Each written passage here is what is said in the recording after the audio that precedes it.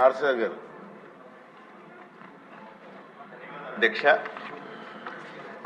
అధ్యక్ష అతి తక్కువ వర్షపాతం నమోదయ్యేటువంటి జిల్లాల్లో మా కర్నూలు జిల్లా కూడా ఒకటి.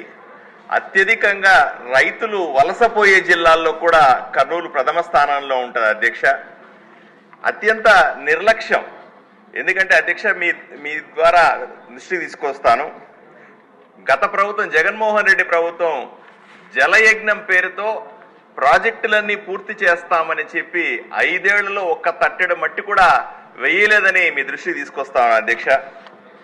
గాజుల దిన్న ప్రాజెక్టుతో పాటుగా వేదవతి మరికొన్ని చిన్న చిన్న ప్రాజెక్టులు ఉన్నాయి అధ్యక్ష. వాటిల్ని పూర్తి చేయగలిగితే ఆదోని, ఆలూరు, ఎమ్మిగనూరు ప్రాంతాలకి తాగునీటితో పాటుగా రైతులకు కొంత సాగునీరిచ్చే అవకాశం ఉంది అధ్యక్ష.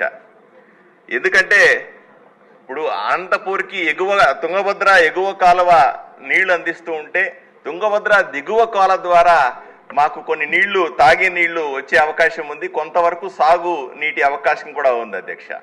ఏ విధంగా అయితే ఈ కాలువ పూడికితేతలు కానీ దాని మరమ్మతులు చేయకపోవడం వల్ల రావాల్సినంత నీటి వాటా ఇక మాకు రాకపోవడం, సాగుకు పక్కన పెట్టింది అధ్యక్ష, తాగునీటికి కూడా ఎంతో కష్టం ఉండడం కూడా మాకు ఇబ్బంది అధ్యక్ష.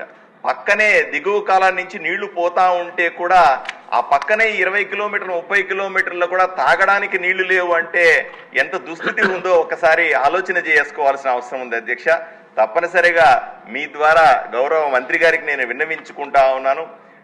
కనీసం చిన్న చిన్న ప్రాజెక్టులు ఏవైతే మనం తొందరగా పూర్తి చేయగలమో వాటి మీద దృష్టి పెట్టి వెంటనే పనులు మొదలు పెట్టాలని.